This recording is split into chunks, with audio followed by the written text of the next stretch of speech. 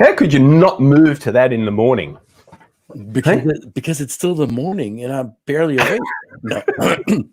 I have to say that new music with that countdown melody that you entered there, this is our production wizard over there. So yeah, nice. Welcome everybody to Chaps, Many Culture. Buongiorno, Brett. Come stai? Buongiorno, buongiorno. It is a wonderful day, wonderful Friday. It is the end of what has been, I think, of all the weeks that we've done. I mean, every week, all the many weeks we've done, the many weeks, the years of toil, and this week has been fantastic. We have had the most amazing guests talking about art, and I'm glad we picked this topic. Obviously, it's close in many ways to both our hearts, but it has been really impactful to listen to the insights and the experiences of how people are using art in their culture and across cultures. It's been fantastic. I don't know about you. I've been loving it because the insights that came out of our guests were very profound and went beyond what one might expect when we set up this program as talking about culture, the space where there's never enough culture. Yes, art is one of those aspects of culture that lots of people that are not doing our work would think of first.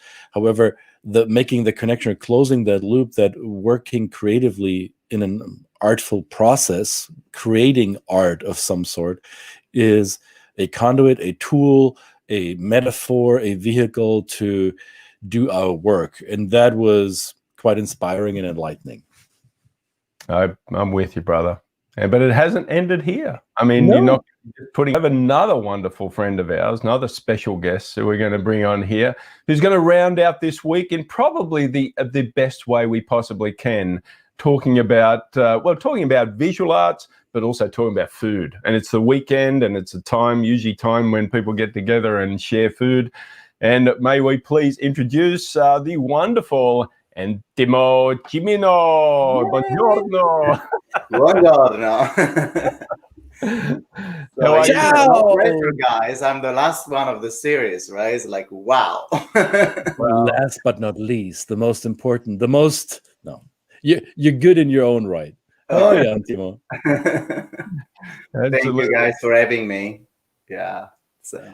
So tell the people who don't know you yet, because the three of us, we've worked together, but not everybody watching will probably know this. So Antimo Cimino, that is Italian, and you're not in Italy. You're on the West Coast. It's early morning. I'm not in Italy. My heart is there, especially now. But I am in Portland, Oregon, and I've been here about 25 years. Can you believe that? So you came here as a child, basically. Not really. I'm 48. I can say that I lived more in the US than I lived in Italy, where I was born and where my entire family is. But I get to go a lot there when under normal circumstances we can move about the planet. And I take amazing clients and groups throughout Italy, in and out of my friends and family circle, in a way that keeps them in touch more with the people of the culture, not so much the arts and the folklore part of Italy. I think that when one travels to another culture, human interaction is the most important factor. If you want to understand how these people work, how they think, their heartbeat, right? And so entering their home and entering their lifestyle is a very, very unique experience. I think that's great. You said folklore, right? And so when we travel to places, we absorb the folklore of a place before we go. We build up a certain story in our head about what this is going to be. Yeah. And as somebody who visited, so let's bring in, of course, at your home country of Italy last year when I spent 3 weeks there. Of course, I had never been to Italy. Our mode of traveling with our family is to try and do what you do. What you talk about, but still we are still confronted by a lot of content that we prepare ourselves for, and we look at the folkloric part of the countryside. But it is those special moments that we sometimes miss just with the people, that when all that goes away. And I think your idea of the experiential travel should be something that everybody tries to get themselves involved with. You certainly have to see the sights, and you have to do those tourist things. Yeah. There is no. I mean, for me, it's the beauty is blending the touristic things with the traveler in depth, off the beaten path as well. And there is a huge difference between doing that on your own and doing it with somebody that facilitates the entire interaction.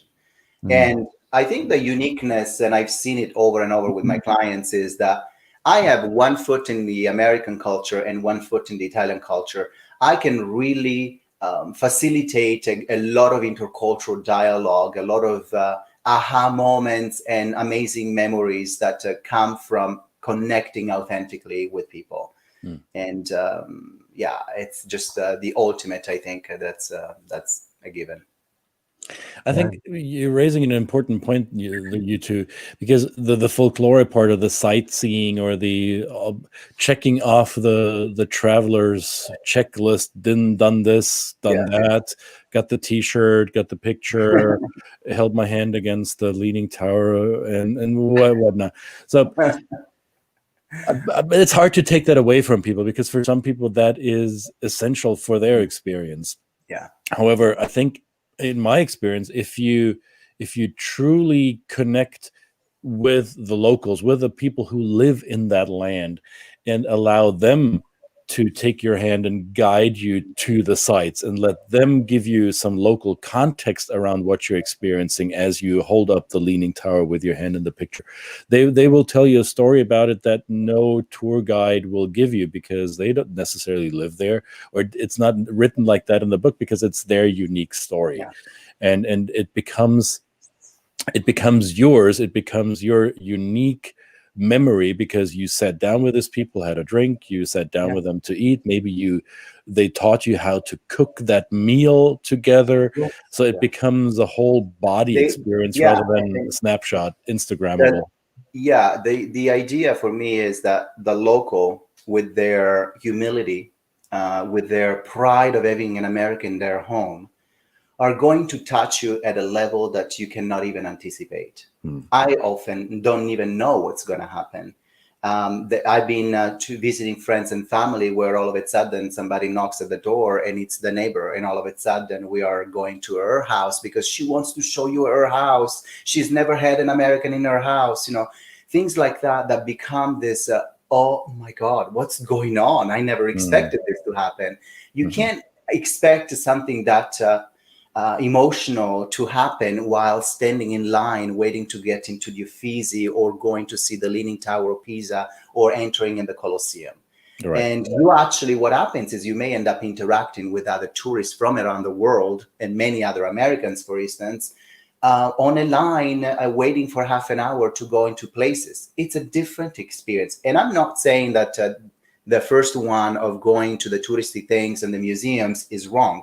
By all means, it's part of an experience. But blend it so that you can go from being a tourist to a traveler, and going deeper in your experience. My favorite guideline around this is a quote that is ascribed to Anthony Bourdain, the late chef and travel journalist, who apparently said, "Don't go and drink at the hotel. Find out where the people who the hotel do their eating and drinking, and go there." Yeah, absolutely. That's my guideline. Yeah. Now, you don't only do these transatlantic connections and you don't only facilitate human connection by experiential travel, you also use art in your process, Antimo. So I think we're looking at some of your art, if I'm not mistaken. Yeah, this is one of my pieces that I actually did during this pandemic. I realized that in terms of art expression, from the cooking to the painting, it has been the most prolific time of my life. And I had to sort of stop and reflect what made me so prolific. And it was really sort of a going to a place of escape, going to a place where I could find a relief from the heavy situation that we were living in. And following the racial tension, it became even more heavy on the heart. And for me, I needed to do self-care. I needed to shut off. I needed to close the computer, close the news, and go downstairs and paint. My garage became a nice, clean floor garage to paint splattered everywhere, because I was painting with my hands. I was painting with all kinds of balloons, and I was exploding balloons on the canvas. And I was just like wanting to completely be hijacked into a different planet. And for me, art was like easy hijack, easy meditation. It was a relief. It was, for me, it was probably a repository of emotions and feelings that I couldn't partake and share with anybody. And then another interesting one that was also very emotional to me was back in March and April, into May, Italy was experiencing the worst of the pandemic.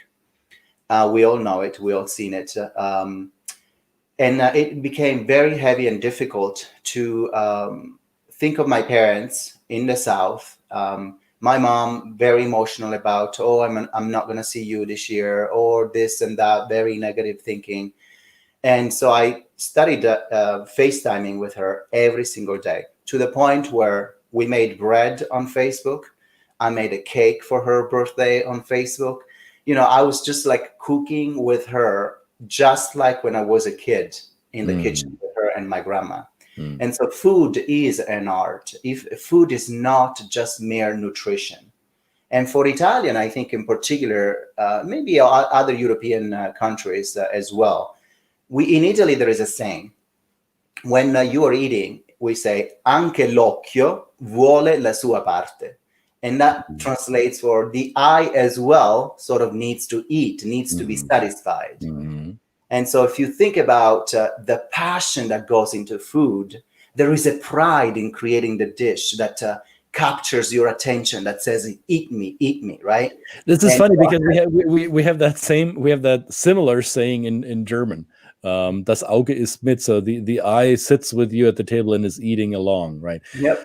So this is, and we may have to underscore this a little bit, because many of our viewers are in North America, where what you just described is a foreign concept for many, that food can be more than nourishment and more than calorie consumption in order to keep our bodies functioning. It's not just fuel for the body. It can be a holistic experience that transcends the mere eating process, right? I'll tell you more. I think this pandemic, while it's been a disaster at many levels, it has been probably the best teaching moment of everybody's life.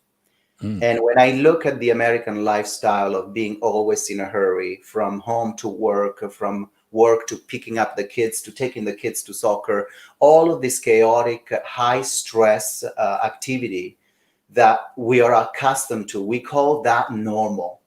Well, think about how we had to all be inside for at least, there were 2-3 weeks where we couldn't really go anywhere. Everything was closed, no cars in the streets. Families resoluted to cooking together. Family resoluted to eat at the table together, because there was this breakdown and craving of human contact. Well, what do I do now? I can't order takeout. I can't go to the restaurant. And you finally go to the basic of human beings, survival mode, right? And so hopefully we've learned something. Hopefully we've learned the pleasure of cooking, the pleasure of being in touch with the food that we eat, and rather than, hello, I'm coming to pick up pizza in half an hour. And to me, I looked at it with the lens of, the Italian who still today, I swear, in 25 years of living here, I don't think I have not cooked more than 15 times. Not cooked. I cook every single day. Even when I had a corporate job, I would cook in the evening my meal for lunch. And my colleagues always were like, oh my God, your food looks amazing. It's like, yeah, I made it, right? So it becomes this part of your lifestyle. And for us Italians, food is such a connector. It is the tapestry of our culture is also based on food, because we prepare it and we eat seasonally, especially in the South. We have so many produce, and the weather is so different that we eat with the seasons. Mm-hmm. We don't eat strawberries at Christmas because there is no strawberries to find, and unless you import them. But nobody thinks that way, right? And so getting around the table and eating and cooking together becomes this bonding process. I remember when I was a kid that every week my parents had their friends go from one house to the other. Of course, it was a little bit of a macho culture, and you'd see all the ladies coming into that person's kitchen for 2-3 hours before, cooking a storm, while the men were probably still going at the bar or in the piazza or elsewhere, and then they showed up and it was ready to eat, and we would play games and things. And I was always with the ladies cooking because that was what drove me, right? And so anyway, it's just part of our fabric. That's all I could say. I'm going to say something that's completely not politically correct, or probably every Italian will crucify me for this, but the national colors, the flags of the Italian flag, tomatoes, mozzarella, basil. It's right there. I mean, you made caprese your flag. So that's wonderful. I like I remember even in Australia that we measured seasons by the availability of certain foods. Mm-hmm. And that's kind of gone away. I mean, I think that was. I mean, I grew up in a place that really didn't have much variations in weather across. It got a little bit cooler in the wintertime. Yeah. Now I live in Chicago, where the variations. I'm glad I've got the seasons, because I don't have the measurement of life of perhaps the food of like looking forward to the strawberry season or looking forward to the. Yeah. And there is something to that, right? The looking forward to a produce. I still have it. Like right now, what I'm craving is the figs, right? Because I know they're. So your body grows with the seasons, and you are anticipating certain flavors, and it's all a game with your emotions of anticipation, and then the craving, and then you finally get it. And if you didn't grow up like that, you couldn't possibly understand what this feeling is like. Well. That's a good point. Sorry to interrupt you, but I want to show a short clip of Antimo in action in his home country. This kind of shows this emotion. You just can't help but feel it here. Just enjoy this.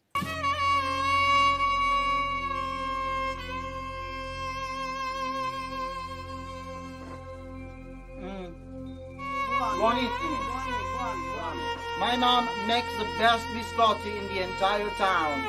And when they're baked in this wood burning oven, it's like heaven and earth opening up. This is biscotti from Puglia, Manduria. And this is Antimo from Globally Local.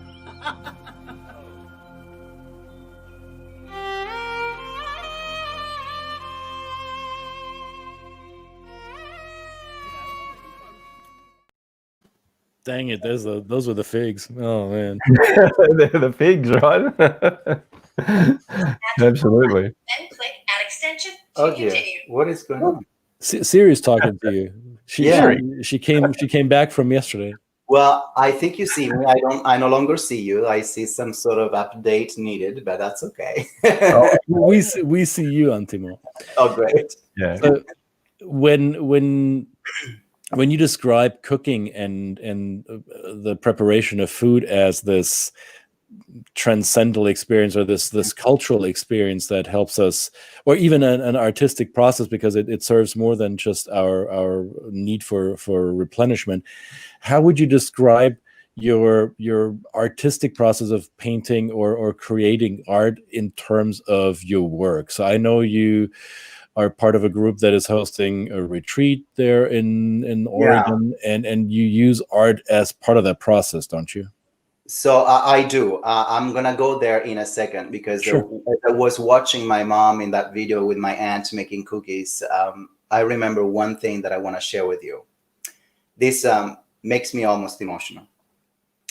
when I go home, and especially, for instance, when I will have to go again soon, hopefully, and it will have been a year or a year and a half since I haven't been home. But this happens even when I haven't been home for 3 months. My mom will ask me before she even, when I get there, before I get there and when I get there, the conversation is not about, oh, how are you? You know, sure, she hugs you and all of that. But the first one thing that she says is, what do you want to eat? What are you craving? What can I make you? I have this, I have that, you know, I know you like this. So as you can see, even at that level of the mother love for the son and it's fulfilling her sense of motherhood goes to food. And so it is extremely important. It is, I go back to say, this is not just taking food and putting it in your mouth for nourishment. Think about every bite with the passion and the love and the caring that is being made, and food will taste different. Think of the passion that goes and the energy that goes into food when you cook it, and food will taste different. So that's huge for me. But going back to your question, so yeah, I do all sorts of other things. All of them are connected to passion. But I realized that art has been an omnipresent thing in my life. At 14 until 21 years old, I was a dancer, and that was for me an escape from a kind of a strong father who did not like me to dance. Everything was like a rebellion, a putting my emotions in some way so that I could express them rather than have them sit inside of me. So I look at the creative process as a outlet of expression.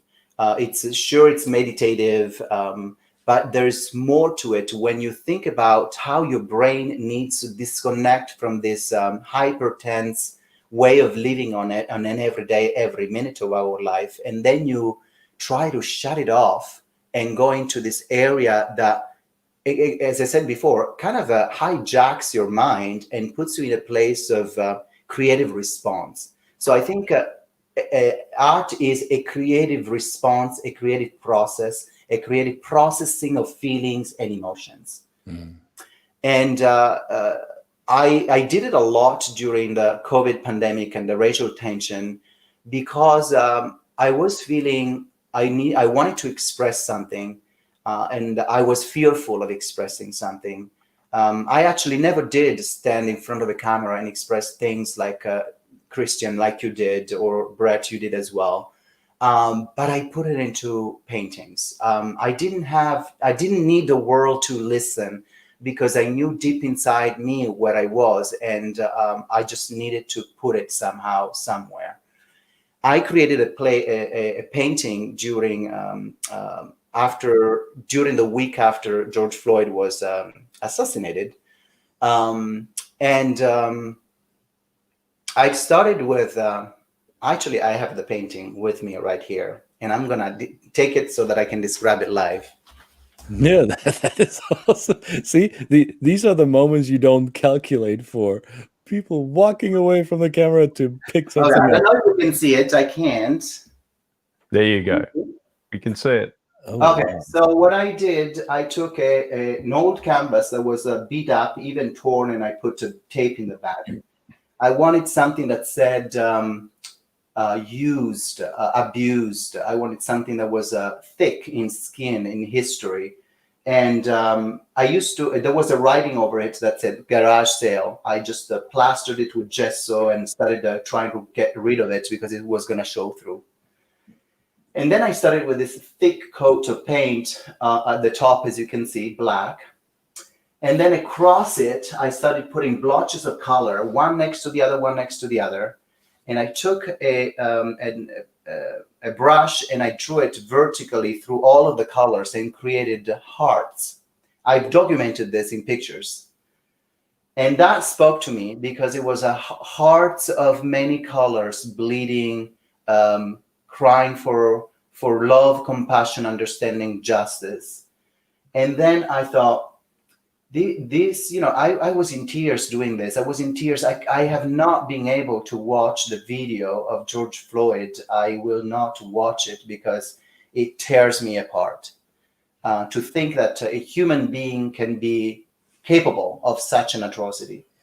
And so through that, I was literally crying and sobbing, and I thought, tears. So I took the canvas and flipped it like this, and the color, because I was working on the floor, and the color started dripping into tears.